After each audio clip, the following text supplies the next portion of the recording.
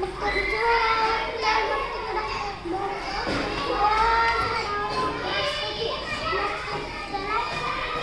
सगळं तुझी टोपी घेऊन वरती गेले असते आणि एकच टोपी त्याच्याकडे बाकी राहिलेली. आता टोपी कुठे गेले माझे? एकच टोपी राहिले फक्त. ते इकडं तिकडं सगळीकडे बघितला, मिळलीच नाही त्याला.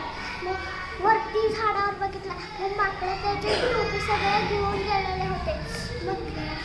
मग त्याने एक टोपी राहिलेली खालतं फेकून बघितलं, सगळे माकडं त्याची टोपी खालतं फेकून मग त्याने सगळे टोपी घेऊन गेले.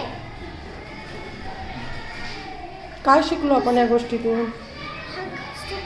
दुसऱ्याचा कोणाचा पण न सांगता घ्यायचं नाही वस्तू.